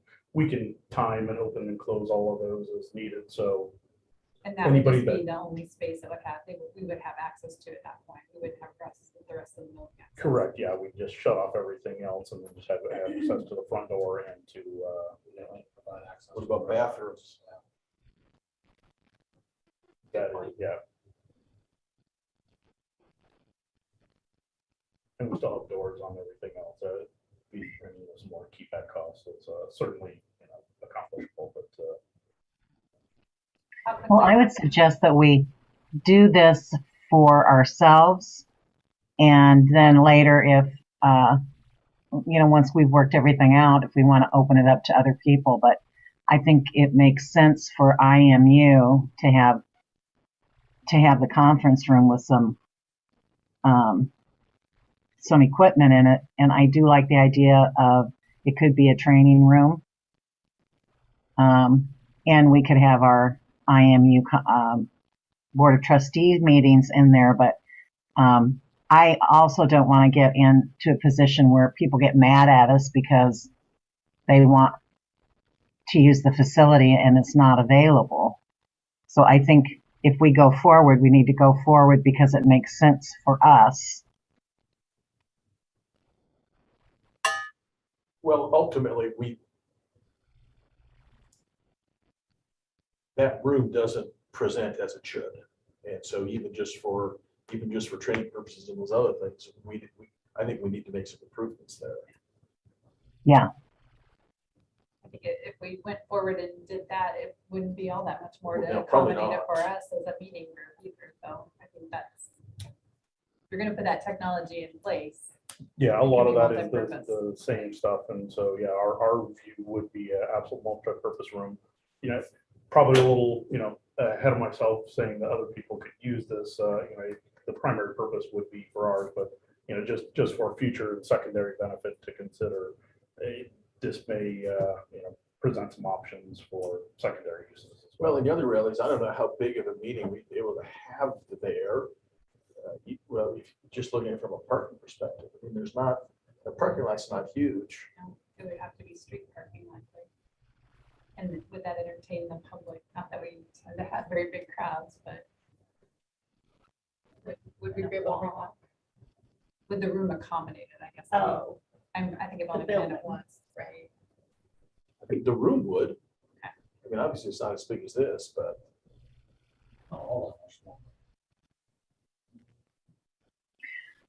I don't feel like this either.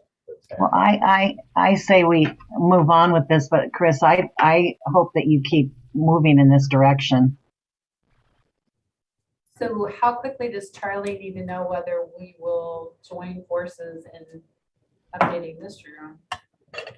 Or will you need that tonight, or can you bring us back some more detailed costs and then we share that with them? No, when I talked with Charlie, I mean, he said they have it and they have the budget, and you know that was a consideration before they asked us to participate. Okay. And so, you know, he didn't think that would, you know, that would sway or change any of their They decisions. would pull the rug out. from them. Yeah, and they could otherwise afford it. Would they like us to participate? You know, obviously from a cost perspective, less.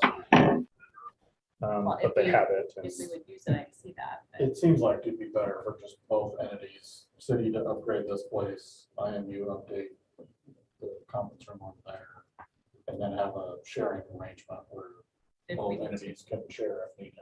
I'd hardly even call it updated. Because Yeah. there just isn't anything there. So I think Outfitting. your answer is yes, we'd like for you to go further and investigate it and see. Perfect. All right. Okay. And then What did we just decide? I couldn't hear you, Lori. we agreed with you and giving Chris and the team kind of the go-ahead to look at what costs would be to do the furnishing of that room for IMU use. And when will we How long will it take us to put some numbers together? I mean, I think we've got a rough draft, you know, that we looked at. I chat with Kirk and Kirk to get some timing on stuff. I think we would want to, you know, refresh all those items, and certainly, you know, chairs. I Would you didn't want have any to, consideration. would you want to of bring that back to the next meeting, or is that too quickly? a month? In a month? Yeah, I'd say a month. Okay. For us to decide, just to give us a little extra time. Don't forget bathrooms. And that can be really important. You're right, it is. So we will have this conversation for more discussion and approval if we move forward then at the end of April.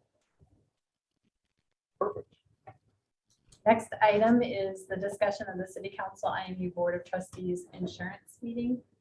Chris Longer, Chris D, I don't know who's taking this one. I'll take this one.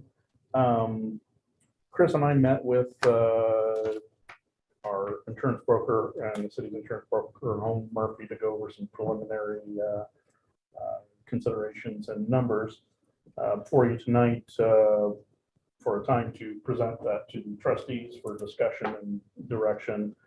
They've proposed 3 date options, April 13th, April 14th, or April 19th, all at 5:30. Which would be a Wednesday, Thursday, or a Tuesday.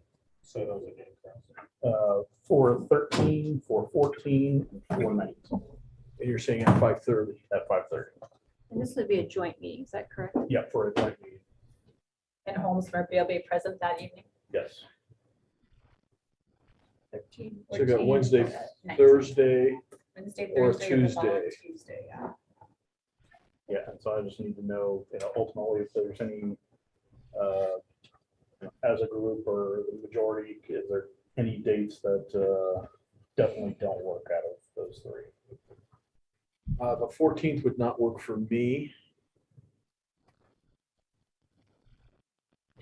Good. Leslie, do you have any conflicts with any of those dates? The 19th, I have a conflict. So looks like the 13th, Assuming the council. which is Wednesday. Is that Easter week? No, that's Palm Sunday week. Well, I mean, I think Easter's the 17th. yeah, the 13th would be So Wednesday Palm between. Sunday. Yes. Is that what you mean? Like, Well, it would be, Holy Week will be that week. oh, So Yeah. if anybody's involved with church activities, those typically start Wednesday night of. Oh, I see what you're We saying. have been good friends, so.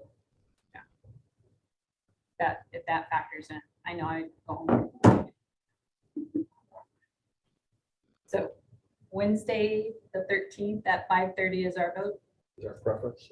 Yeah, is our preference, and if that doesn't work for council, I mean, is there the 14th doesn't work for one person and the 19th doesn't work for one person, is that, are either of those dates a showstopper, Leslie? I mean, it has to be on the 19th, Leslie, are you okay if we go forward with that? No, you could go forward. Okay, likewise. I don't, yeah, whatever works. I don't, We can get your input before we go in. We'll soldier in. well, we'll get stuff before that, I'm sure, anyway. Yeah, so we'll rank our preference as the 13th, but either of the dates are not necessarily showstoppers. Okay.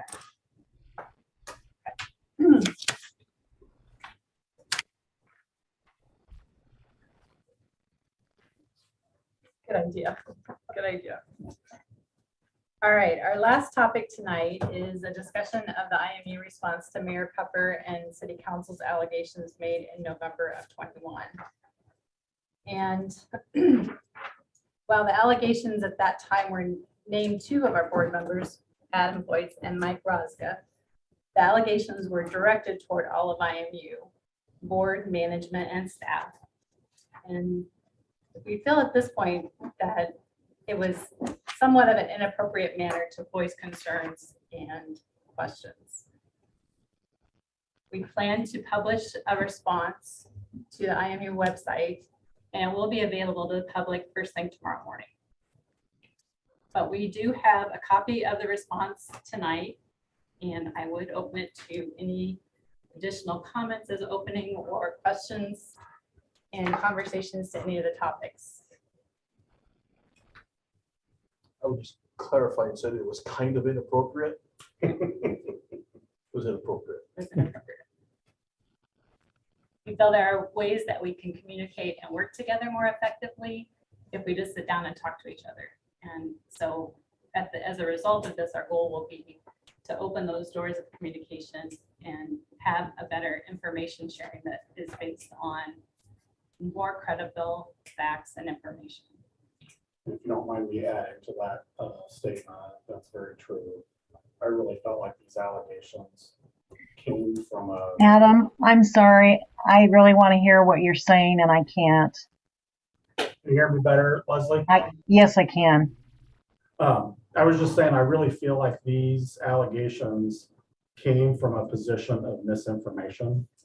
A lot of these allegations, there was no questioning or discussion with anybody at IMU on many of these topics. And so they were just misinformed. And that's what went into a public document, which is disappointing and inappropriate, as Mike indicated.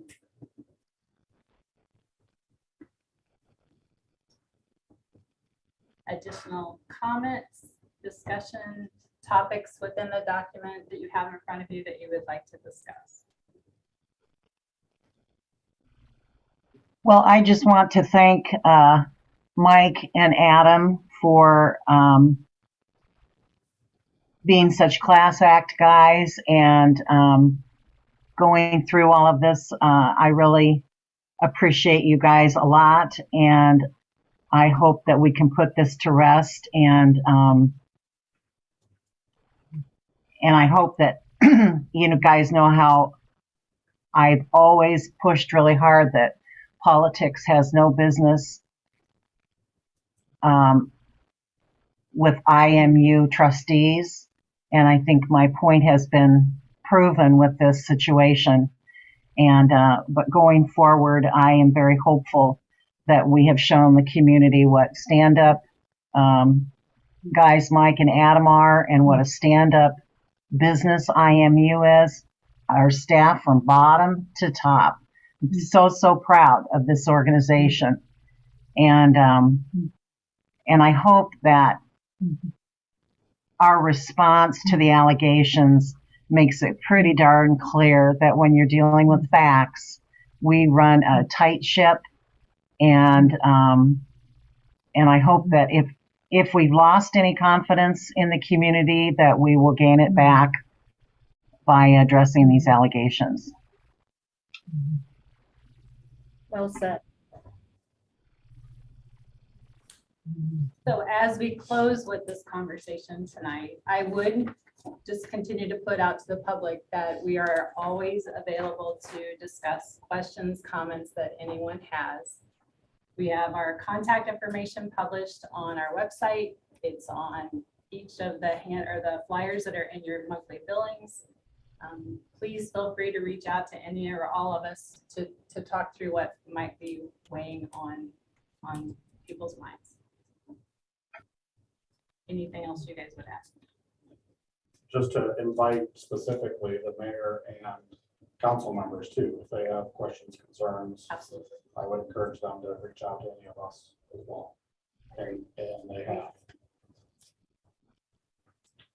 So as part of our plan to get this information available, as I mentioned, we will have it on our website, a link directly to the document on our website.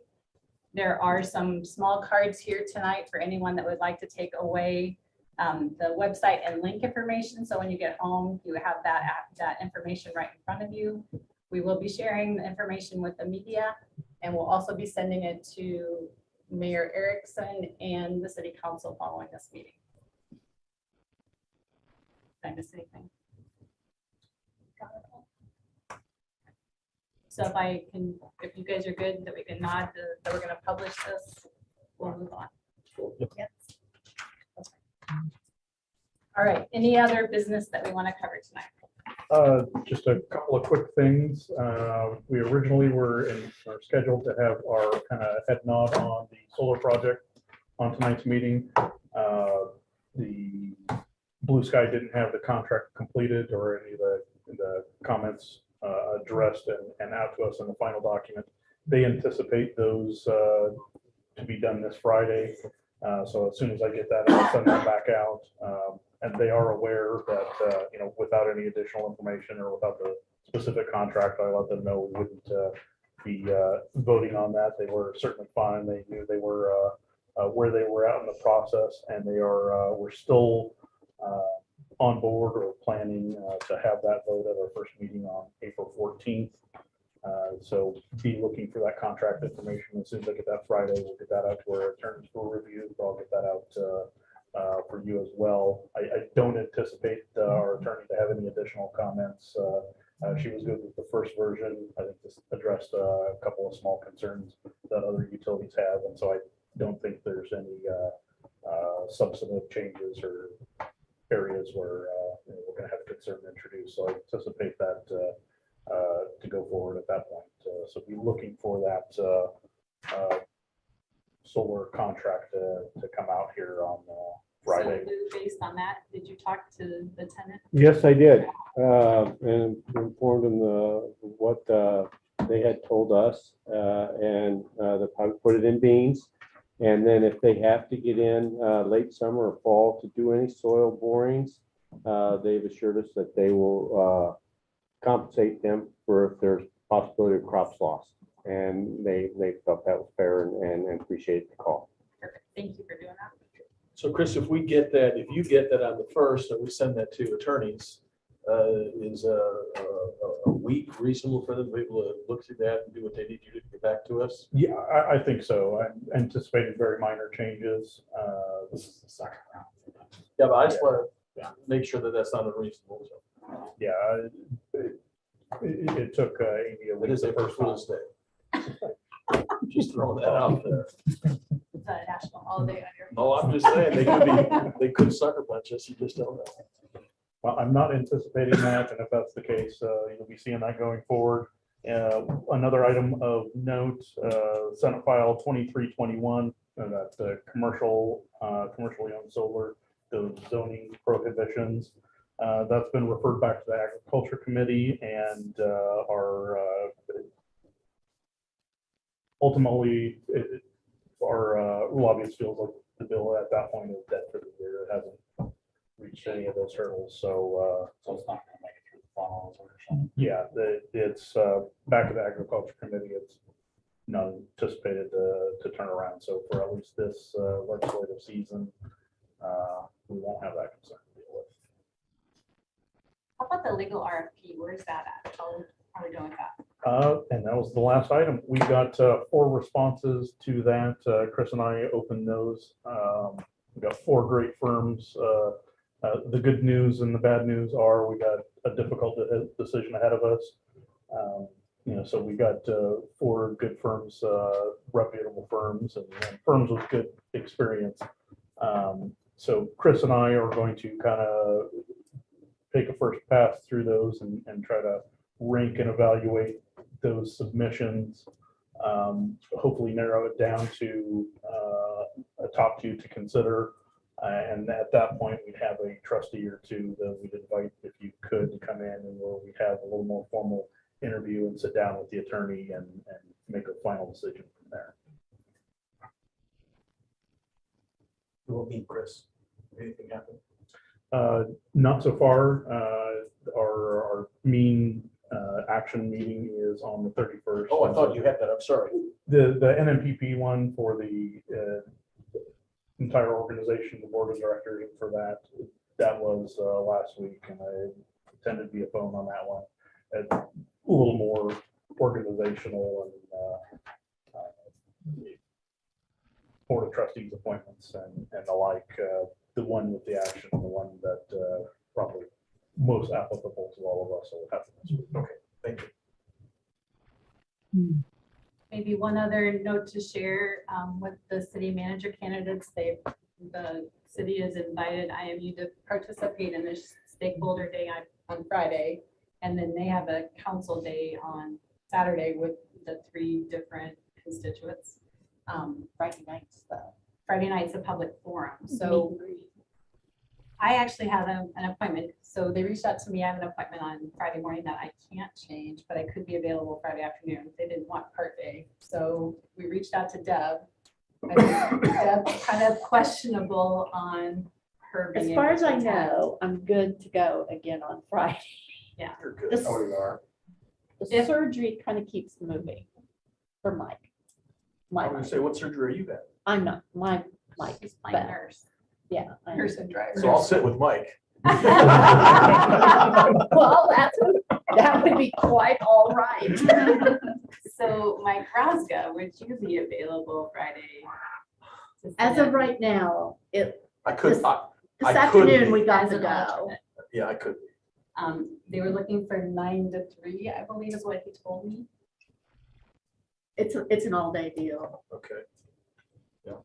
but If I they let us really think tag I'm gonna team, make I it could this take it time. at So I noon. said I'd sit with Mike, didn't I? Yes, and if you want to, or even check in on him periodically. I figure he's at least got one. Or if he's awake. Okay, so, And if neither of you work out, I can be available too. Okay. I have to take time off of work, so that's fine. I'll go with it. I think the call we got this afternoon, we're good. I think his surgery will be Thursday now. so I appreciate, I know Deb reached out for questions. Thank you, Adam. You sent a couple of really good ones. I'm excited to be able to join and be part of that conversation I was very pleased that I asked this. as well. So I am planning to attend Friday evening. I think it's 6 to 7:30. Yes. Just to introduce myself and get a chance to meet the candidates. What do we know about the candidates ahead of time? Anything? Do we I've know not where- actually received do we published- know I where they're saw- from? Do we know? Packets out. On our website and Facebook, there was a post today and it just had like a little blurb about Okay. each I of them. just So got those are curious where they're available. from and then. Bios. Yep. When did the packets come out to the stakeholders? Do you know? I'm not sure on that. But it was on. I wanna saw it say on Facebook Wednesday. today. Okay. Just a Yeah, little it might bio. be. I'm not sure. I'm not sure. Yeah. Yeah, but I just had like a picture and then a Yeah. little blurb about each one, so you can check that out. Okay, anything else tonight, Chris? More for me. Motion to adjourn. Amen. Second. All in favor? Aye. Bye. Everybody have a good night. Good night. Bye, Leslie. This